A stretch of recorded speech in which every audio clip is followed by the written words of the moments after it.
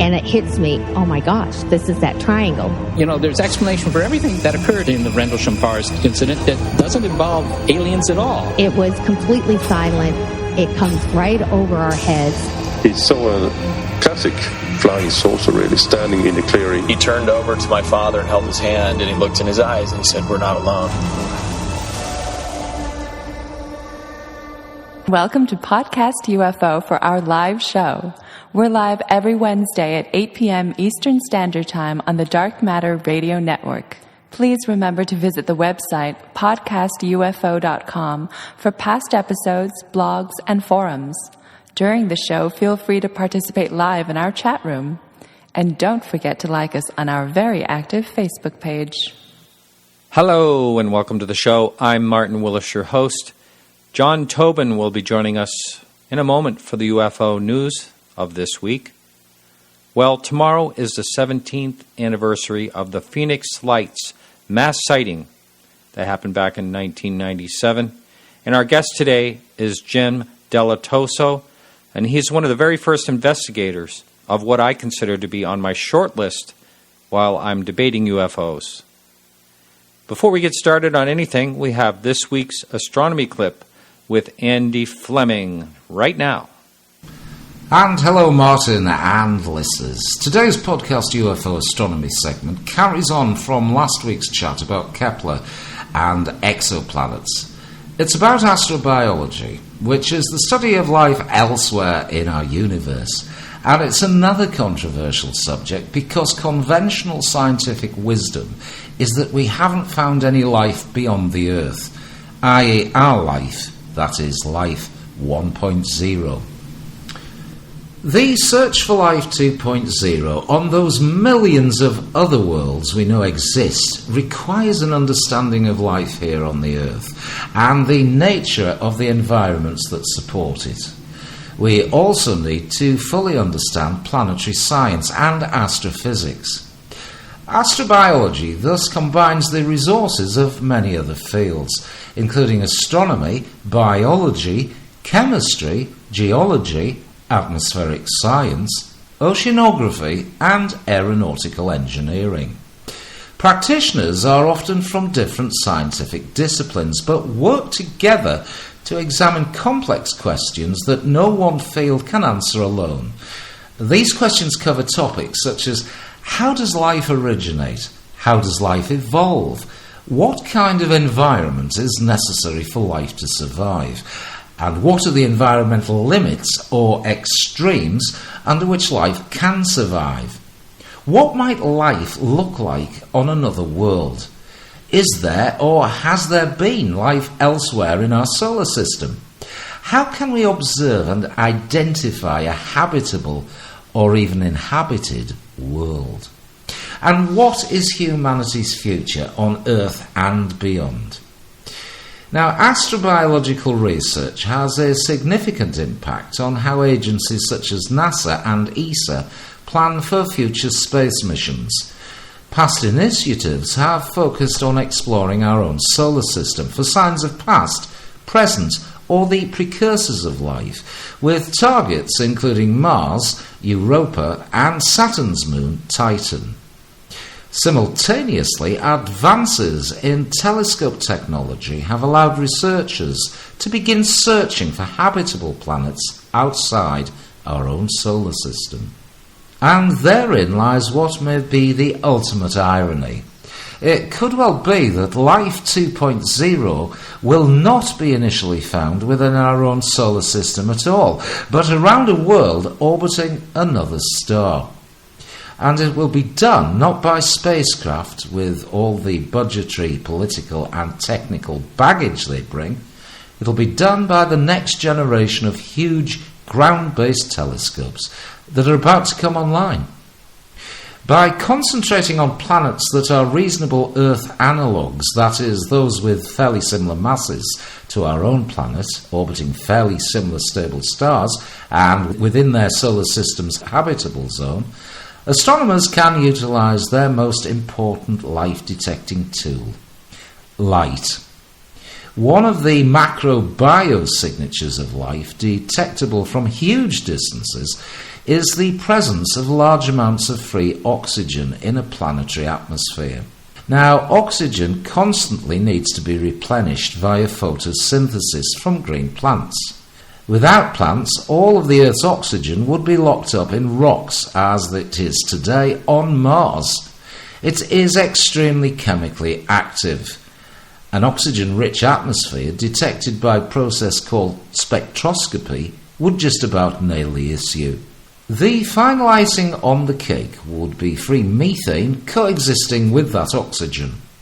Without plants, organisms and rotting vegetation, that is life 2.0, there is no possibility of free oxygen allowing free methane to exist, except for exceptionally short periods of time. So that was Andy with our astronomy for this week.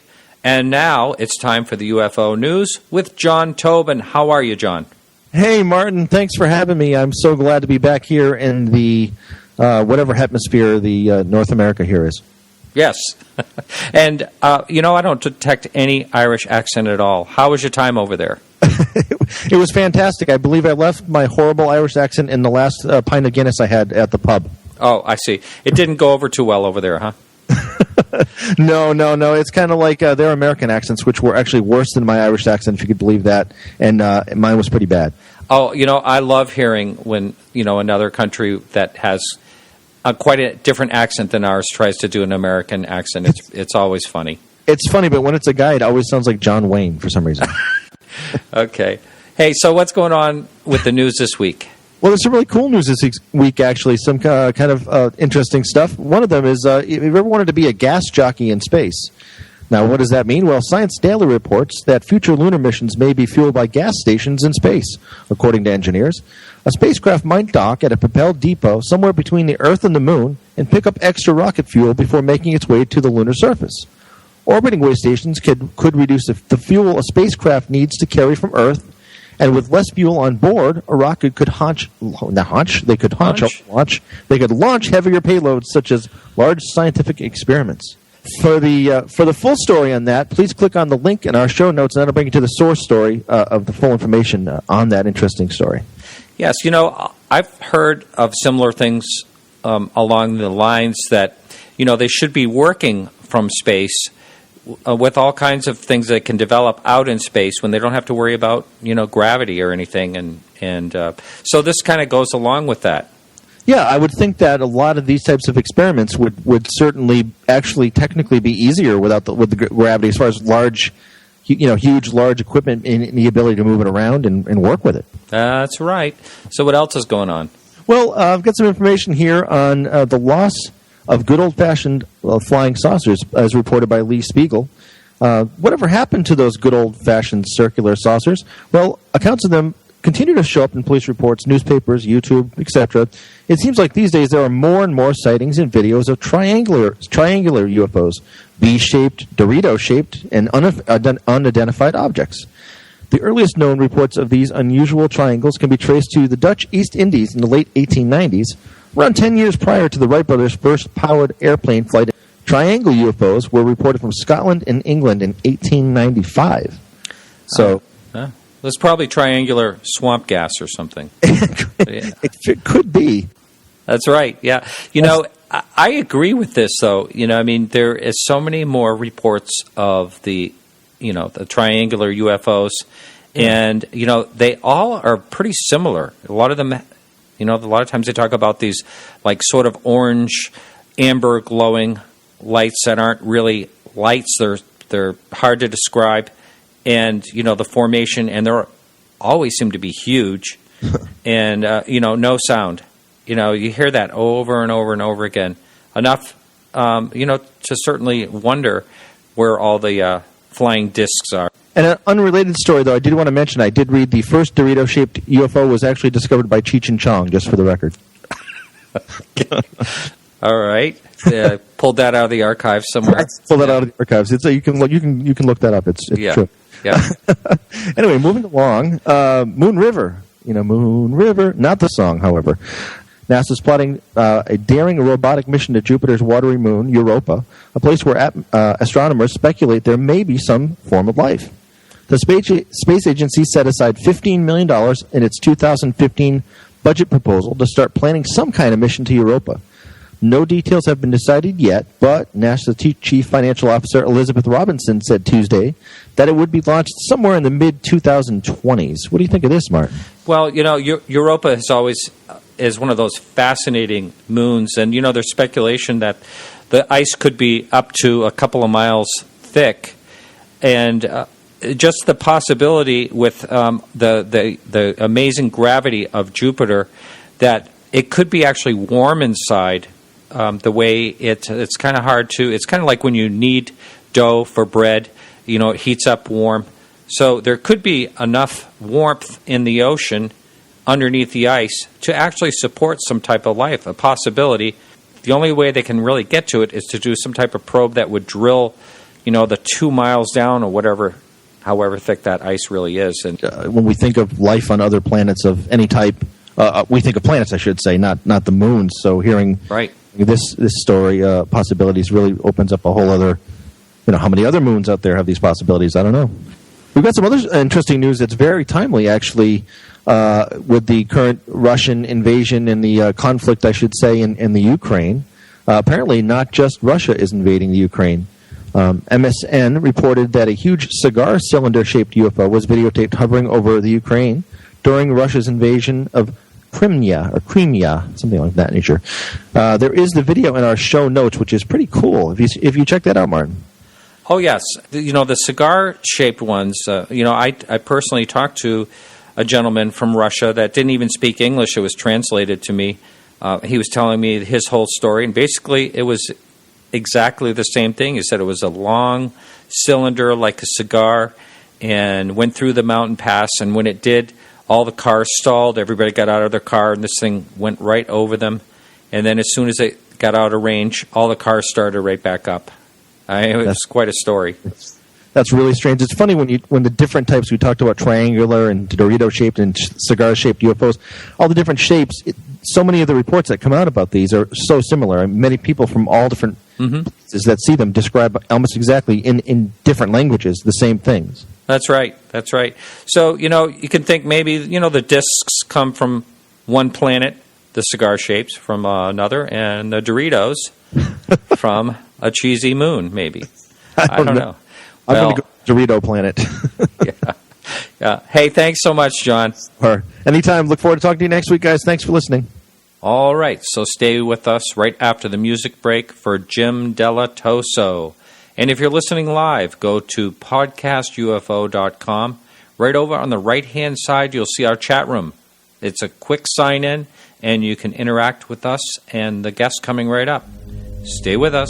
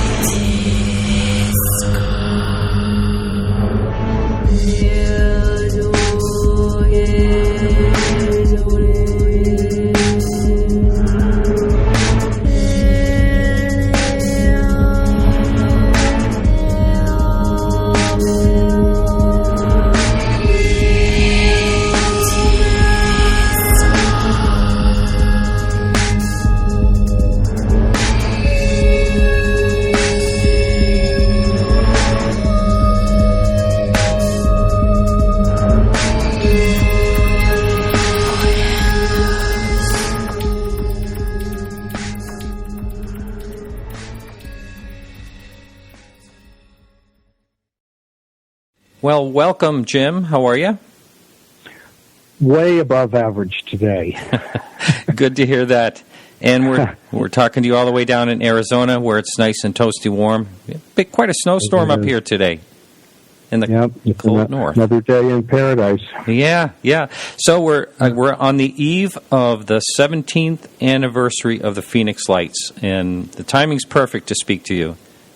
I know. What a coincidence. Yeah. Yeah. Now, Yeah. can you tell the listening audience, I'm sure a number of the listeners have seen you on a documentary or two, but you have a background where you look at images and video and things like that. Can you kind of explain how you got into this and how it kind of led to the path of actually researching some UFO images?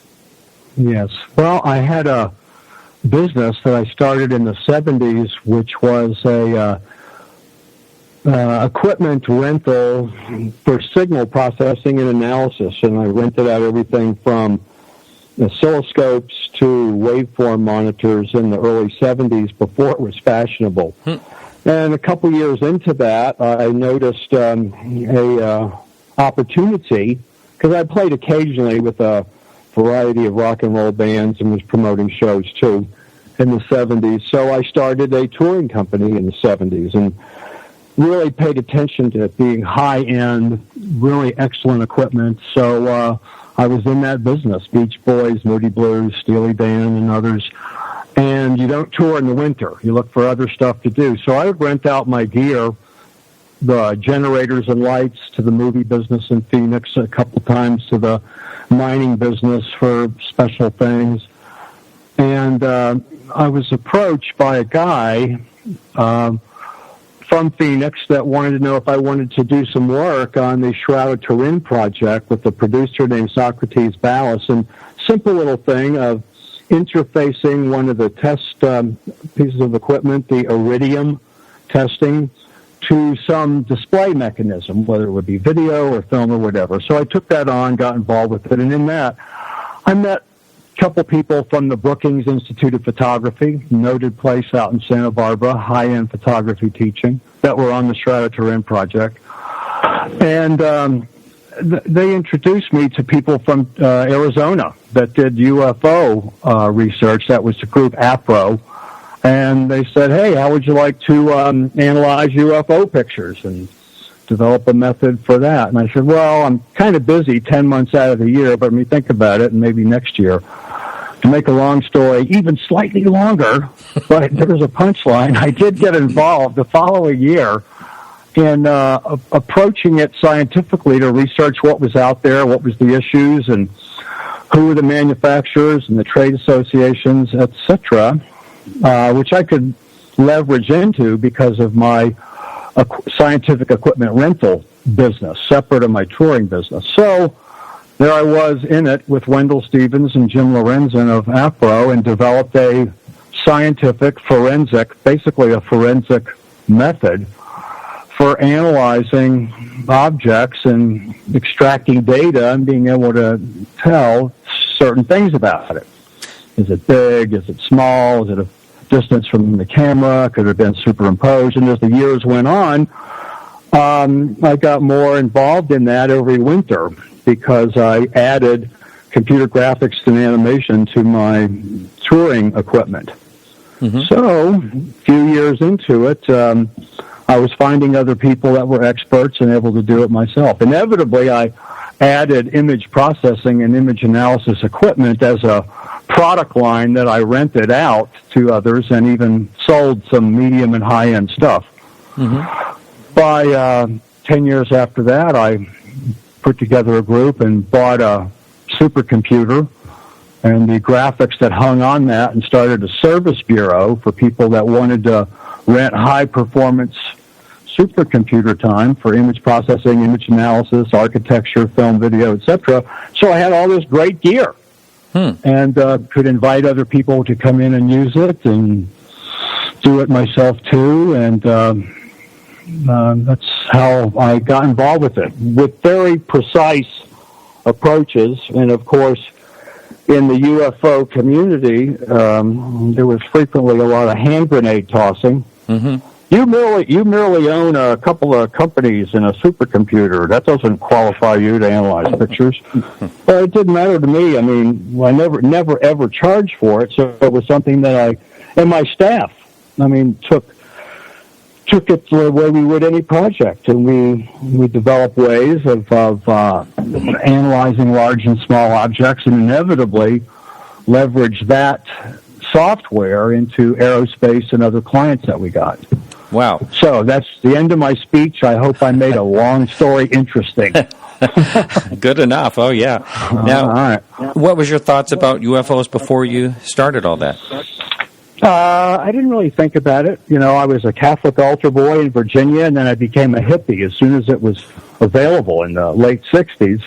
Got in the music business. So I was into the things that went along with all that, sort of interdimensional things, the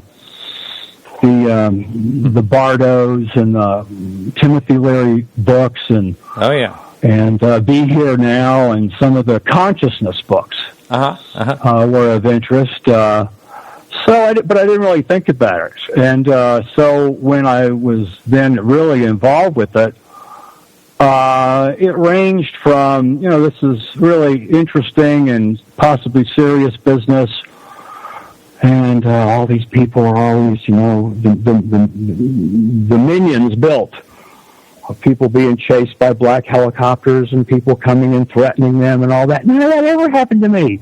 You know, some people have all the luck.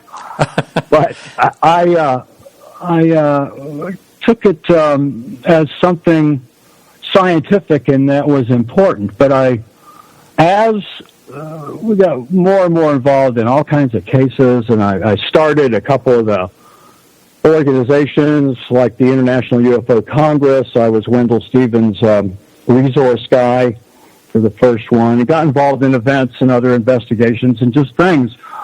The contactees became more interesting to me than the guy that knew the guy that saw the secret report. And all that was interesting too, the military people that had stories to tell and all of that. But testing pictures for me was laying a framework to try to understand some things about their technology, their shapes, their how they flew, how they did what they did. What a coincidence that the UFOs have sound and lights, and the Sidhes program in transcendental meditation. If you learn to meditate with the proper sound pattern simultaneously with the proper light pattern, you levitate.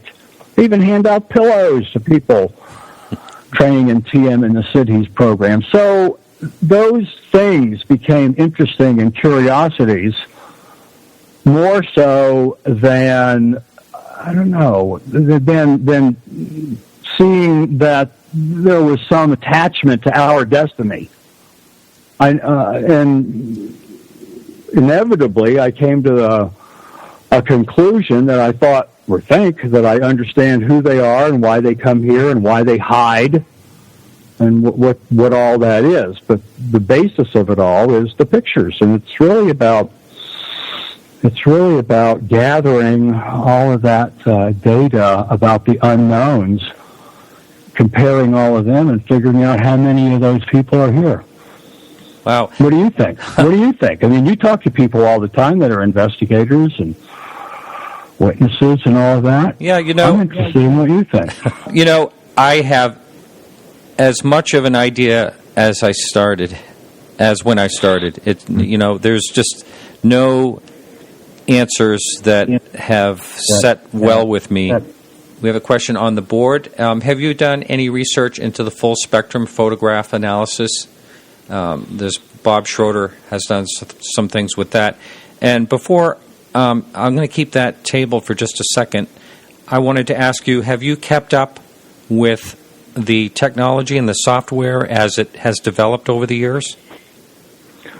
Well, I have to, I believe I have, image processing and image analysis, because what I do now is agriculture and plant technology, and I use very advanced microscopes and image processing for that, as well as keep upgrading the forensic image processing tools that I have. And I've become acquainted with some of the other software programs that are even out there. That fellow in France that released a program for analyzing UFO pictures. I took a look at that. It seemed quite robust and a real image processing program. I keep track of other stuff. I don't know if I've answered your question or asked and answered my own question. No, no, that's just what I wanted to know. Thank you. And have you ever done any research in the full spectrum photograph analysis? When you say full, there's two.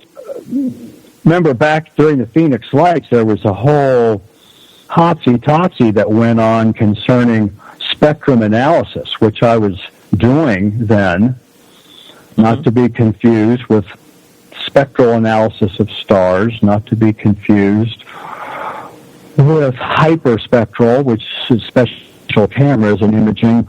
There's full spectrum, which is the full spectrum of light analysis and how all that works. And I view full spectrum as meaning the dynamics of FFTs, fast Fourier transforms. But then again, maybe I should have you tell me what it is, because maybe I don't know what you asked me if I'm familiar with, and I'd love to know.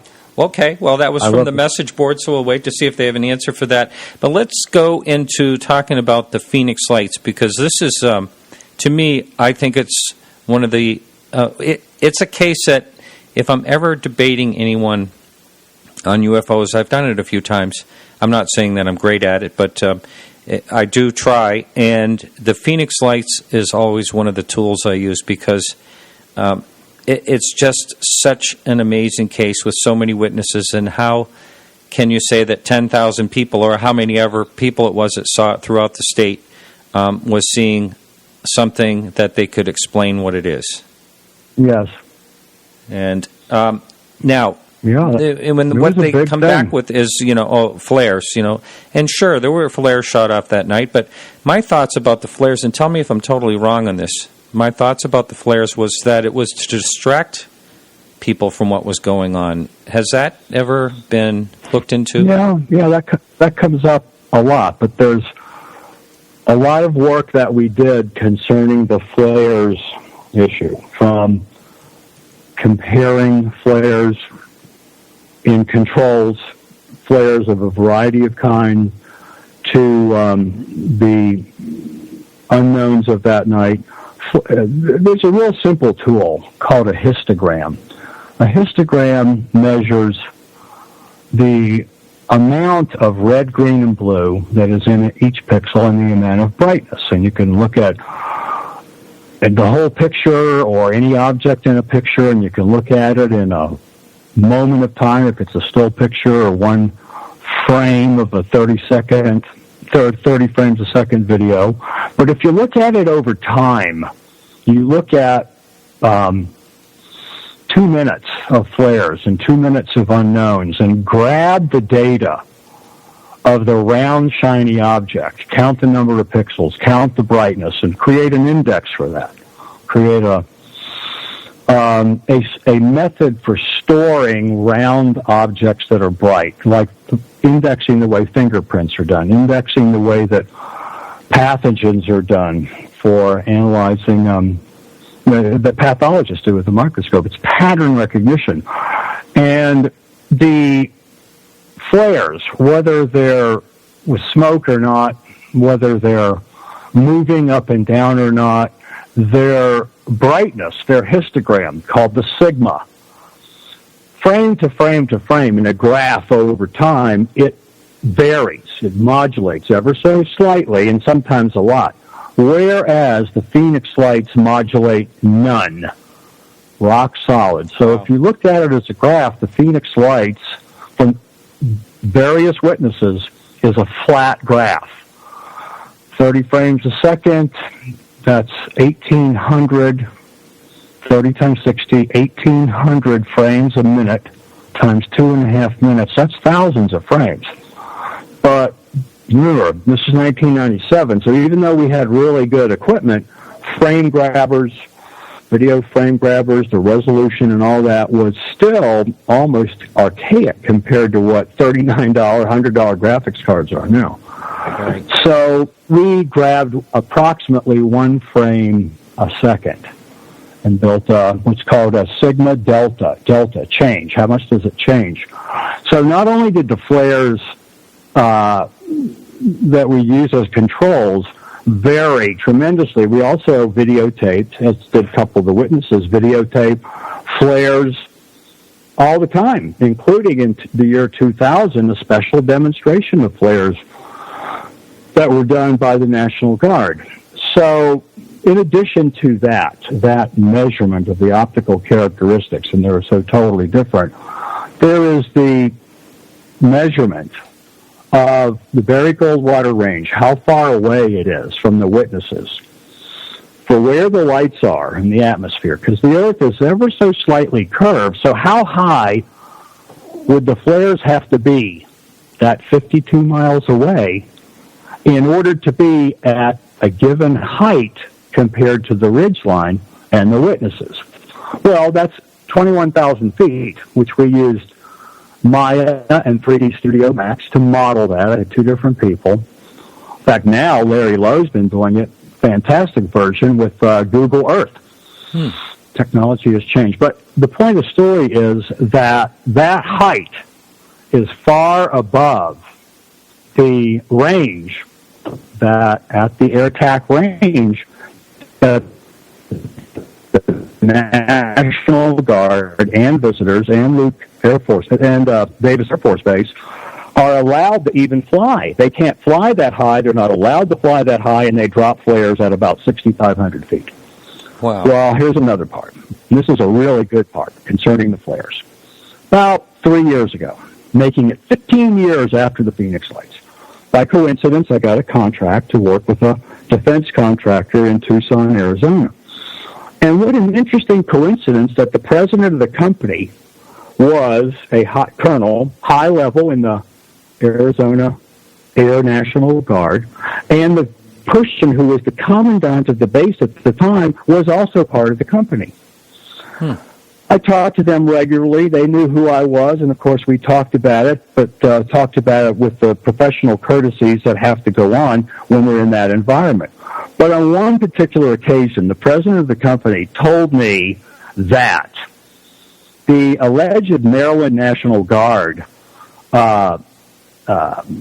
position up in the sky that night was, as he put it, bullshit. Can we say bullshit on internet radio, or are we forbidden from saying that? I think that's illegal. We're going to get shut down any minute. But all right, I won't do it. Oh man, I'm sorry. I apologize. Yeah, I'll keep it under control. So what he said was, because the Maryland National Guard was being trained, and he said a couple of things. He knew for a fact that they were all on the ground, back on the ground at 5:30, because they were all sitting around talking, getting ready to go out and have a couple drinks, and that was it. Nobody was up that night. The following day, when it's on the news everywhere, no one in the Maryland National Guard said one word, like, hey, we were up last night, or, hey, we, the National Guard from Maryland, were asked by the National Security Agency and NORAD to go up and fly a diversionary mission and drop flares 15,000 feet higher than the limit. Yeah, nothing like that was mentioned or said at all. In fact, the base commander got a call from Governor Symington the following day saying, what was that? Find out about that. We got to know. And, of course, we know 2 days later that he said he was going to do an investigation, and then a week later he made a mockery of it. Right, yeah. But to my satisfaction, the Arizona Air Guard that was up that night with the Maryland National Guard are so convinced that the Maryland National Guard people are making it up, and they don't know what or why, but they know for sure. And you think about it logically. If a diversionary operation was going to be put up, a visiting National Guard would not be the one selected to go up and drop flares. Good point. Good point. Others with more experience in these kind of security matters would have been sent up. Yeah, absolutely. Now, go ahead. And there is reason to believe that there was more than one event. The big thing was, were the lights above the mountain or below the mountain? And others in the years since then have done some more sophisticated testing with better equipment. And I believe that their results are formidable, that the lights may be right at the ridge line or above the ridge line and drop behind the ridge line. And they could even be some great distance away. But I don't believe that they were a great distance away. The Gila River Indians that live right behind South Mountain and in front of the Estrella Mountains recreated for a few of us, and a Japanese film crew, and a couple of fellows from Bob Bigelow's organization that were down investigating the Phoenix Lights. We were all there behind South Mountain as they, about 50 of them, grandpas, kids, were all there recreating that night 50-gallon barrels with fires in them and them cooking and playing and all running around, and how they came from the south. See, from where they are, that would be, they came from the southeast, diagonally, right up through that valley, flew directly overhead. When they got near the Estrella Mountains, took basically a 90-degree turn and headed towards Luke in the northwest part of the state of Arizona. So that was pretty interesting to have their perspective on what went on that night. Other witnesses, other people who saw it from 8 o'clock, 8:30, 9 o'clock, fly directly through metropolitan area, through airspace, fly down to Tucson, turn around and come back. All of that certainly was not flares. So, as some of the current investigators have so wisely done, they have separated the controversial 10 o'clock sighting. Could be flares, could be a setup, could be fake, could be a mistake, from the hour and a half, 2 hours earlier event. It's traversing the entire state, which I think is important to focus on the positive where there is no explanation, frivolous or radical, about what it could be. That's where the real mystery is. Now, there was what also went on before the 10 o'clock sighting. Right. Now, there was also a story, and I don't know if it was ever confirmed. I've heard that there was someone that went up, actually flew up to take a look at what it was, and scared the guy to death, and he started to talk about it. This was an Air Force personnel, a pilot, I believe. Out of Luke, right. Uh-huh. Well, the first anyone heard of that was when person identifying himself as part of the ground crew, an airman, called Peter Davenport of the UFO Reporting Center. Oh, that's right. He gave a report that about maybe 9, 10 o'clock that night about what had gone on there at the base, and the pilot or pilots who were up that he was attended to, and how they were freaked out, confused, as were others on the base. The pilot inevitably was identified.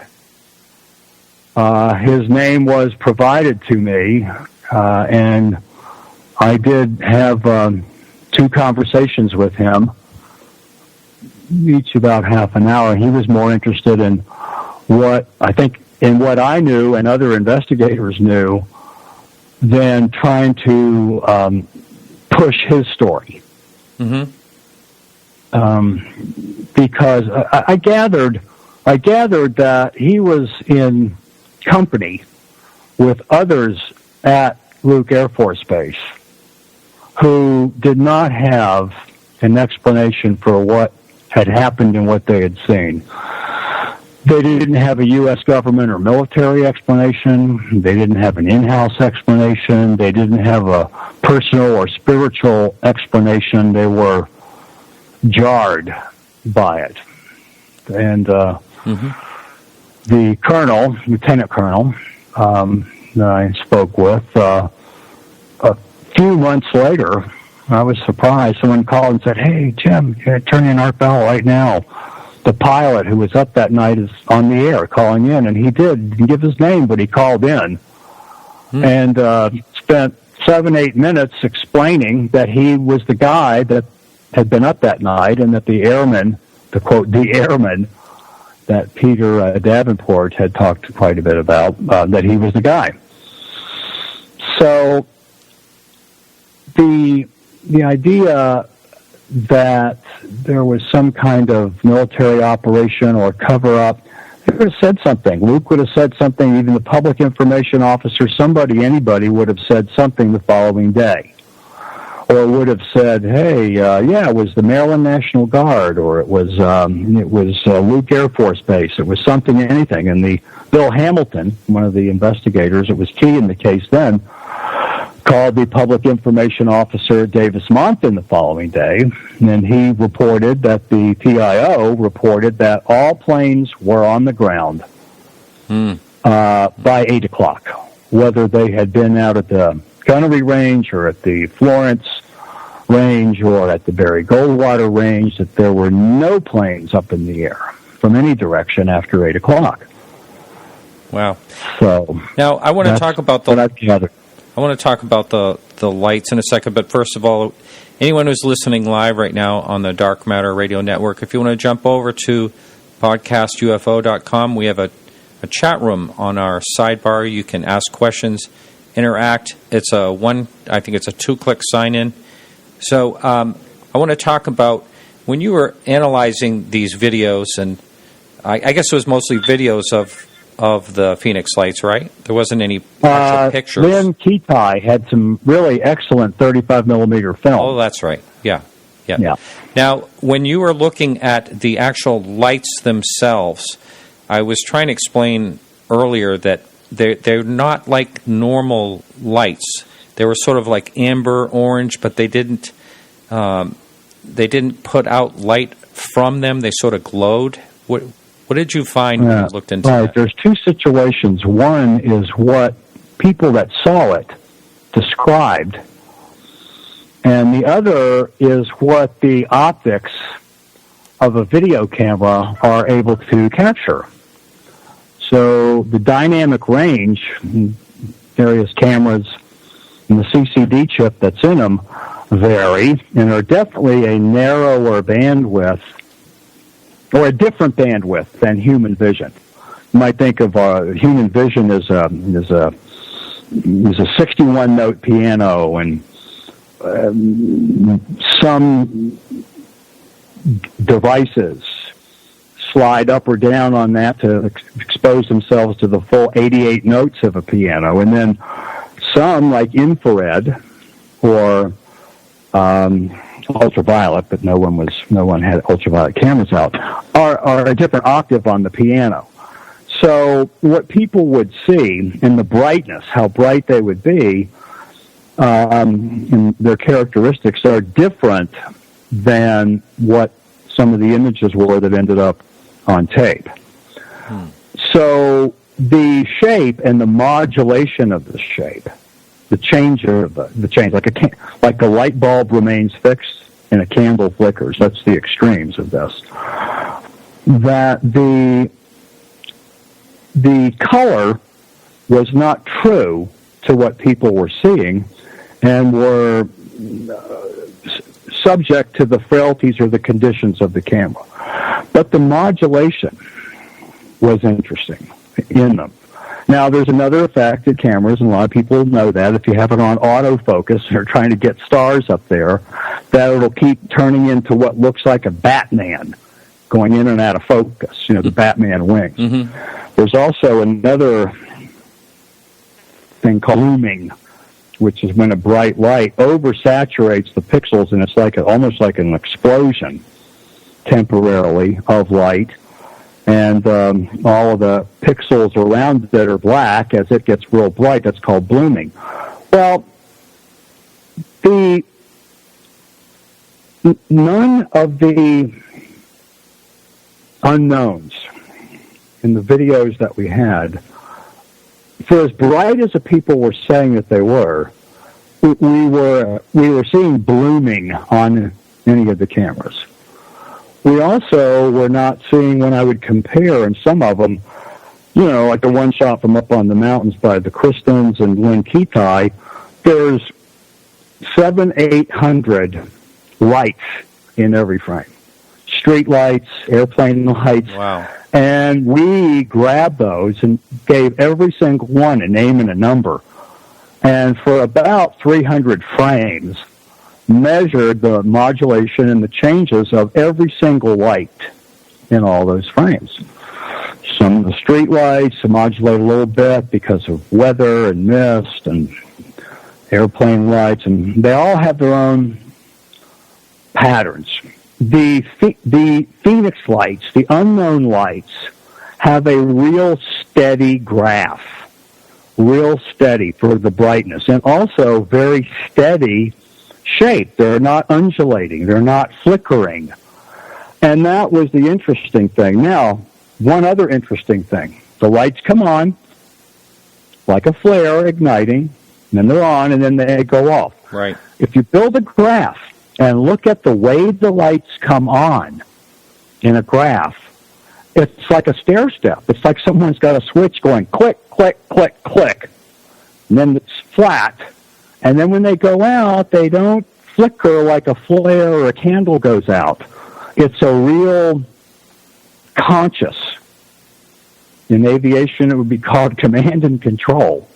That it's a stair step. Brightness goes down, levels out for two frames, goes down, levels out for 2 frames, goes down.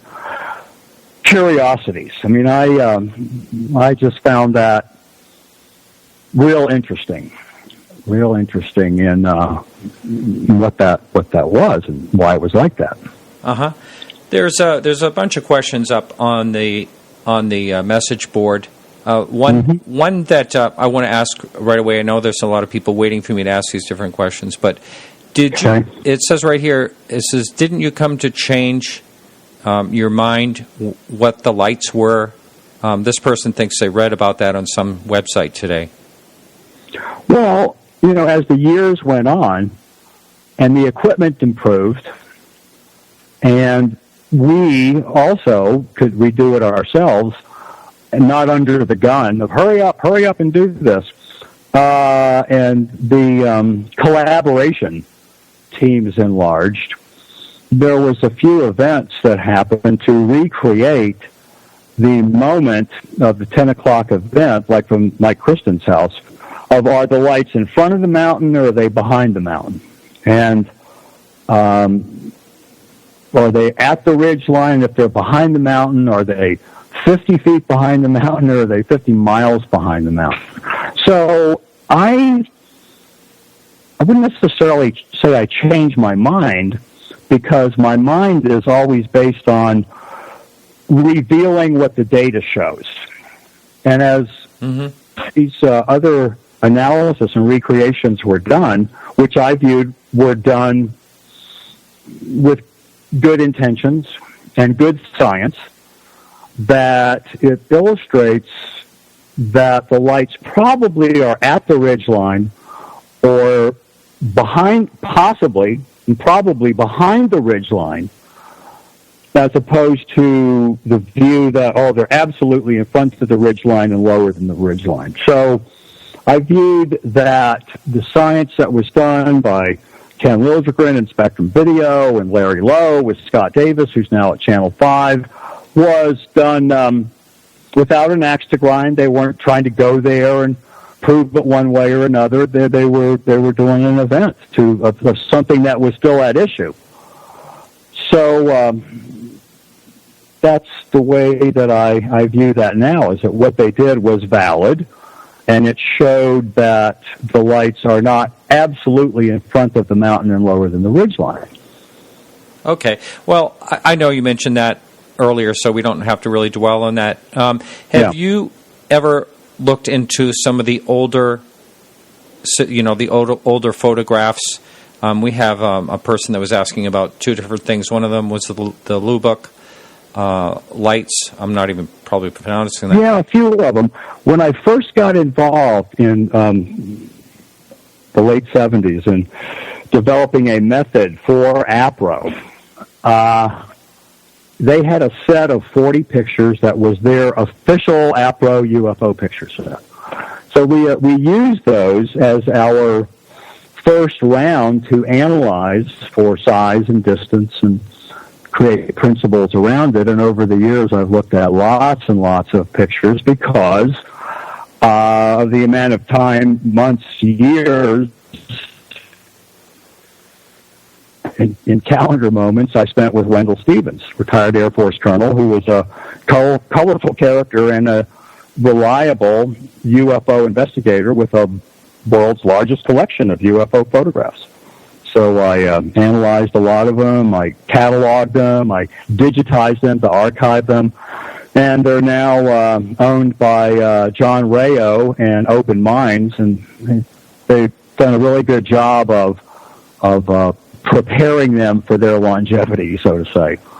So I've looked at a lot of them, and when you have copies of copies of copies, you have what you have. You want to have originals, but depending on what you have, you can gather a lot out of it. One of the things that we started doing on copies of film or slides that we would get was analyzing the film grain in between the sprockets in the film.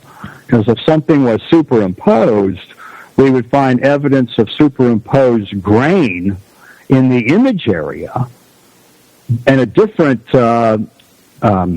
grain pattern out in between the sprockets in the film. So that was one technique for trying to find things. We went to Hollywood special effects people like Wally Gentleman and Linwood Dunn and Hollywood Effects Company and other experts in that to get their view, their opinion, their techniques. We went to government contractors. We went to software and hardware big shows like SPIE and really found out what was going on so we could apply it to some of the older pictures and some of the new ones. But there's a lot of people out there now that are really good at this. I mean, they're really diligent at looking at pictures and studying it and coming up with things that, we hadn't seen before. Right. We have only 4 minutes left, and I feel like I have a ton of questions to ask you, but, and I'm sorry I can't have you on longer. Perhaps you can come back at some point. But, I want to talk a little bit about the triangle crafts because a lot of that's been coming up lately. Yeah. And, they always seem to be absolutely huge. They're talking about, of course, the Phoenix Lights. Some people were suggesting it was a mile or larger. And and then other people that I have talked to that have seen them, they all say the same thing. Huge. Just plain huge. Right. So, what do you think is, if you had to speculate, the first thing that I think of course, is that, it's probably extraterrestrial, but, I don't really know. But, is that kind of along the lines of what you think they possibly are? I think that they possibly are. And here's what it would be. The laws of physics apply to everyone. Even if you got here in a time machine or an interdimensional place-hopping machine or rode on gamma bursts of radiation or jumped into a black hole and came out of quasar or whatever, once you get into our atmosphere, the Venturi effect rules. Wings, you take a piece of wood, push it off the top of a building, it falls to the ground. You curve that front and arch the top so that the ratio is correct, and you're lifting. So however people would get here, if they've got a mission or they need to be here a while, they would make something that was a combination of the grand scale that they needed and also had the principles of wings and lift built into their flying machines that maybe have some kind of plasma fusion engine, but the wing is the wing. So that's my take on it. If it is extraterrestrial, it's because they're flying around in our atmosphere, and they could probably cloak and hide and do whatever. But if they're going to move around, they can use that cool little thing, the Venturi effect. Let's fly. Yeah. There's speculation. Have you ever heard of someone on the chat room has mentioned a number of times, Robert Schroeder? Have you ever heard his take on their propulsion? It's no. Yeah, no. I'd like to hear it. It's very if interesting. You like it, I'd like to. Can you give me the elevator pitch version? No. Okay. Email me later. All right. I will. It's just it would be too. You have smart people listening to your show, smart and creative. They ask good questions. They know about stuff that even Jim Delatoso doesn't know about. Holy smokes! You almost said the SHIT word again. I know I did, but I stopped myself. You stopped yourself. Good. Hey, where can someone find you, or can they find? How did I find you? Yes, I got your email through Dr. Lynn, actually. Yeah. Good time. I'm on Facebook and I'm on LinkedIn, although I don't harvest names on Facebook, and that's not how I do things, but I have a real easy email that I've had for a decade. It's the last four letters of my name, Toso, Jim Delatoso. So it's TOSO at cox.net. And, we only got, 40 seconds left. But where do you think this is going to, it's too long of a question to ask you. So, no, I can answer that. Okay, I got it. All right. I've been thinking about this for decades. I think that there is not a government cover-up. Okay. I think that if the aliens didn't want there to be a cover-up, there wouldn't be one. Wow. For some reason, the prime directive, or they're going to cook us and eat us later, or they're going to observe us. But I think that if we did disclosure, that the ETs would be a no-show. And for some reason, they are curious in our free will, in our ability to go from a pimp to an avatar, not that being a pimp is all that bad, to a spiritual being in one lifetime. We've got creative capacity and all these marvelous things in one package that makes us almost the best in the universe, and we've run amok. We've run amok, and they're here trying to figure out if we can save ourselves. Well, so I think that's a great closing, Jim, and we'll have to have you back. So we're plumb out of time. Thanks so much for joining us. And happy to be on. I'd like to meet some of your smart listeners sometime. That's great. Okay. And thanks for having me on, Martin. It was a real pleasure to meet you. You bet. Well, that's it. Okay. That's it for our show today. If you missed any part of this show, you can catch it as a podcast and a whole bunch of other free podcasts on our website, which is podcastufo.com. You can also check out our links in the stories and our show notes, as well as joining in the conversation in our forums. I want to give a quick thank you to all the people that help us out, and for Keith Rowland, producer for the Dark Matter Radio Network, Andy Fleming for the Astronomy News, John Tobin for the UFO News, Carrie Lloyd Whitehouse for our music, and Peggy Shunning. She was on the message board again. Thank you for managing our Facebook page. And remember to like us on Facebook for all the latest UFO news. You can check us out live here next week, right here on the Dark Matter Radio Network, and every Wednesday at 8 p.m. Eastern Standard Time. And don't forget to jump into the chat room at Podcast UFO. Well, this is Martin Willis reminding you to keep your eyes to the sky.